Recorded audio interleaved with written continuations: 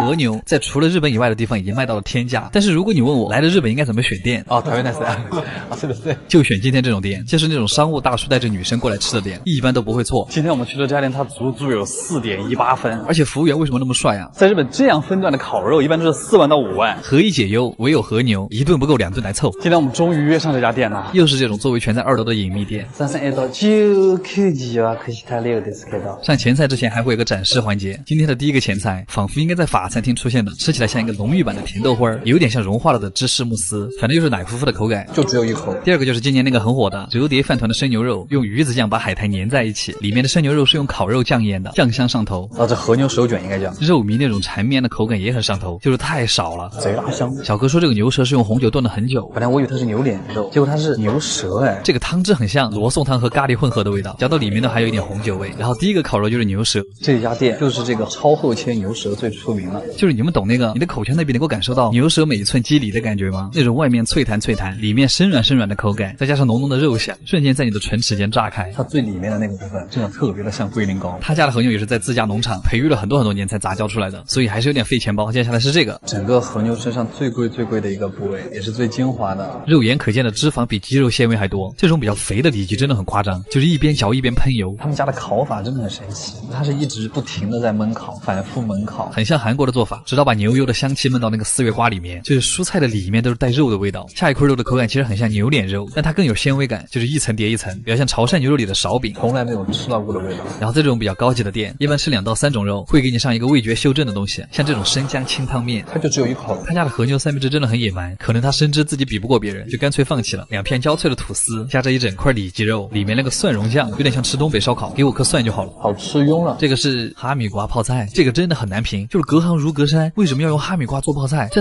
个真只是一个造型的作用吧？就是酸甜苦辣，除了苦它都占了。为什么要做出这种东西啊？它是存在的意义到底是什么？下一块，他说这个是牛屁股上面的肉，所以吃起来会是有种指定能行的感觉吗？但它在烤的时候，我就能看到那个肉汁顺着它的纹理不停的往外流，真的像是在喝那个牛尾汤。这个是横膈膜肉配洋葱，有点像高级版的吉野家牛冬饭。它这个洋葱的汁水也很多，然后横膈膜肉的汁水也很多，嚼起来就像是在你嘴巴里面炖汤，而且很像布丁上面的焦糖，甜上加甜的感觉。主打的概念就是那种非常多汁的那种感觉。最后的一块肉也是最顶级的体验，它这个会给我一种牛奶配坚果的感觉，那种黏糊糊的口感，像加了超多麻酱的东北砂锅土豆粉，配松露的汽油味也会在每一次咀嚼的时候深入你的喉咙和鼻腔。每次吃到这种配松露配蛋黄，我都很开心。总有人跟我说和牛店吃不饱，我们来看看主食，一碗冷面，一碗饭，反正就是和牛不够，主食来凑，对吧？我想夸的其实是他们家的咖喱饭，他用的是和牛的牛脸肉炖的咖喱，里面那个肉特别的烂，太适合做咖喱了，就整碗饭吃下去都很轻松。然后甜品也是2道，一个牛奶布丁和一个芒果，还挺舍得的，感觉每一次吃和牛店都能解锁一些新的吃法。阿基推荐指数8.5分，怎么样？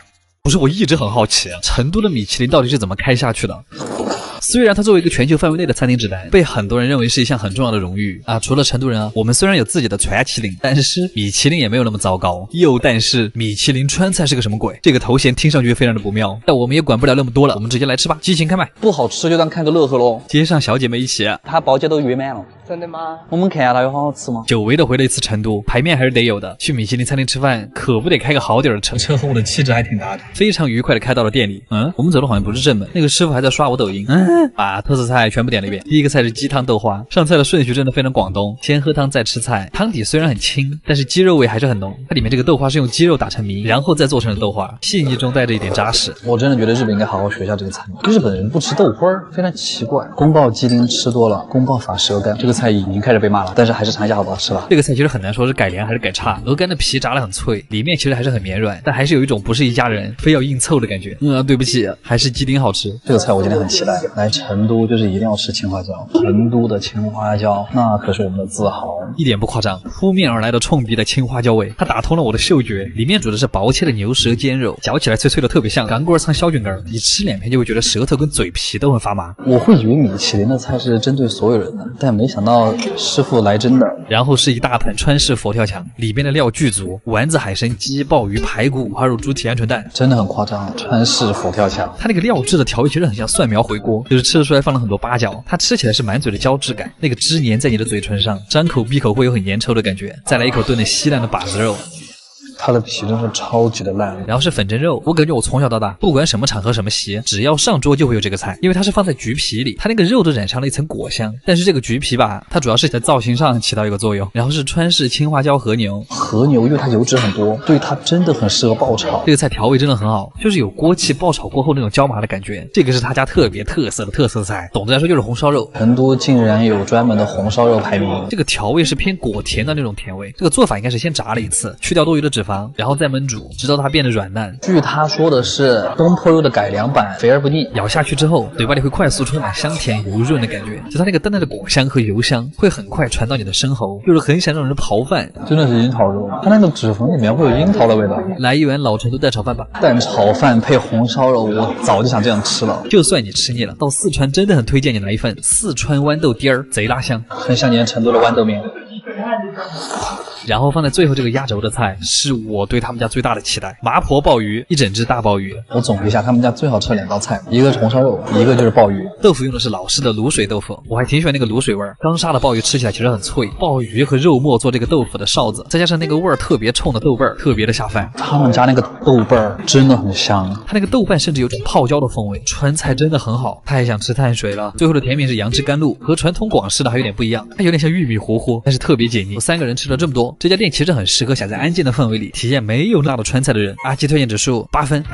在日本秋叶原的旁边有这么一家店，一家很异类的拉面店，好辣，但它从早到晚都在排队，就是鬼金棒。很多来日本的朋友可能吃过，他们家真的很辣，就是伊兰的那个20倍辣，在他面前可能就是微辣。还有营销号说它是全世界最辣拉面，我说啊，无语。所以我们今天就来挑战一下，为什么2023年了还有人挑战这种东西？没话说，可以不更新。糟了，他家有很多分店，但我们来的是本店，真的很多老外。那其实我们也是老外，我从来没点过加辣版，今天就挑战这个。他们家真的是非常的挤，巨挤无比挤，店里有点千与千寻开场那个意思了，整整齐齐一起缩面。我感觉我们都要来了。它上面的那一瞬间，还有点漫画照进现实的感觉，红的发亮的汤底，上面还铺了一层海椒面。我从看到这碗海椒面开始，就已经在庆幸还好我带了破后尾的血脉。叉烧无论放在什么店，都是相当炸裂的存在。他家的豆芽和料都是现炒的，主要他就是在我面前炒。这是我旁边美女点的致死量的香菜。成都人只要看到这种红油色啊，他的唾液会不停的分泌。有些人吃面是先喝汤，有些人是先吃面。我先吃玉米笋，你拍短视频的就知道跟别人不一样是吧？好辣，就算再辣，我们也要吃一口汤。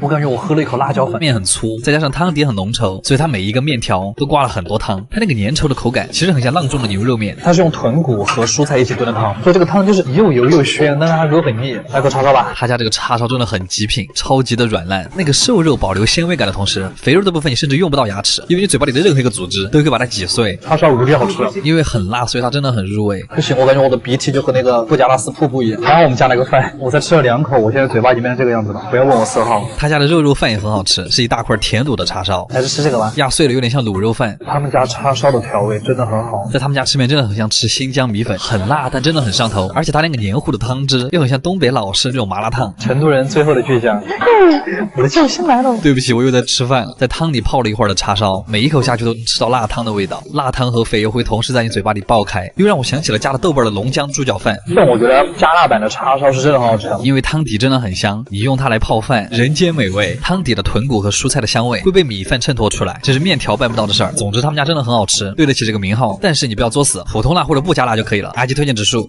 8分。最后如果你也和我一样点加辣版，那我觉得这件事情真的太卡玩意儿了。